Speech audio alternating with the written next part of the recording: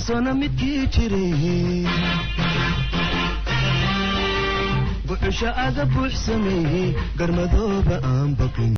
السلام عليكم ورحمة الله وبركاته. أصحابتا ميلو بيدلو دريدا كجوكتان ومركا ليا برامجكيني كريبتو قضبضا مانتا aan isleeyahay la wadaaga asxaabta waxa kamid ah Ethereum mergingkiisii ayaa buuq cusub uu ka soo baxaya research cusub oo la sameeyay ayaana kalifaya ama tilmaamaya in uguuritaanka proof of stake Ethereum uu guurayo ka hor ama ay ka hor iman karayso dhibaatooyin aad u fara badan isla markaana la arki karayo absiyo dhinaca community-ga ah iyo foogag aad u badan oo laga yaabo qaarkood wali inaan la iclaamin oo soo bixi karaya tilmaami karayana mustaqbalka xogaa isqabqabsi aad u culus inuu ka imaan karo waana platformka ugu weyn maanta gudaha dhinaca lacagaha cryptocurrency-ga ee teknolojiyada dhinaca smart contract ay marto taas marka waxay keenaysaa waxyaabaha ugu muhiimsan oo research la sameeyay iminka ay tilmaami karayso waxaa ka mid ah bal markay noqoto in Ethereum mergingkiisa proof of stake uu guurayo cilada ugu weyn ay imaanaysa ay tahay social shlashka waxa la yiraahdo ah in dadkii 32 xabay Ethereum ka dhigtay la kalif ay dhici karayso nidaamkii slashka waxa laga bedelay in wili si fiican aysan u cadayn mustaqbalkana ay keeni karayso in qofka xuluhiisa ay ku wada dhumaan iyo nidaam dawladeedka mustaqbalka Ethereum uu guuri doono iyo qaabka maamulka proof of stake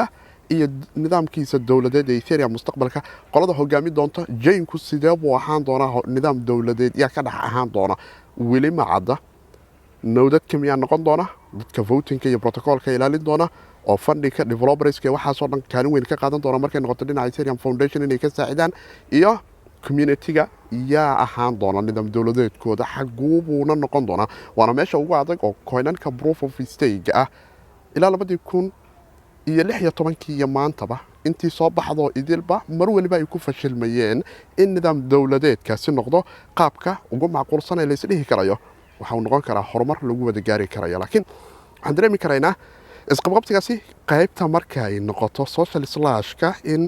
dhinaca gudaha Twitter-ka uu culays ka jiro community-guna ay si aad ay isu weydiinayaan marka hadda Ethereum waxaan dheelaa asxaabta dad aad u fara badan haysta oo aan coin weyn oo lacag aad u fara badan ay ku jirto laakiin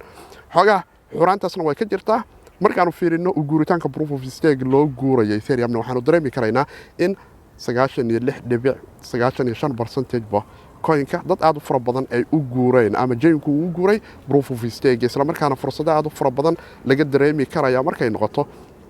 dadku iyo nowdadku sida ay maalinta ka dambaysa diyaar ugu yihiin in proof of stake Ethereum-ka ay u guuraan oo percentage-ku as iminka uu marayo 4 maqan waa 4 buuqa iyo qaylada wada waan arki doonaa xaalku soo noqdo laba update oo aad ugu muhiimsan ayaana jiro update-yadaas ayaana kala ah Beletric iyo Paris Beletric ayaa laga yaabaa in September bilowgeeda la filan karaya inuu dhaco iyo 15 September oo ku aadan difficult hash rate-ka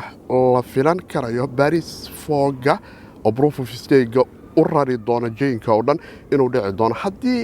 hash rate-ka Ethereum-ka meeshaas uu sii joogo haddii minersku ay ka kala tagaan oo hash rate-ku hoos u soo dhaco oo difficulty-gu wax iska bedelaan mechanism-ka oo dhan ayaa wax iska bedelayaan waxayna noqon karaysaa in dib mar kale dib u dhac laga dareemi karayo xuraantaas ayaa jirta dhinaca Ethereum-ka asxaabul Ethereum waxaan dhilahay bal research-kaas iyo xuraantooda la socda aan arki doonaa bal wixii kale ka soo baxa meeshuna waa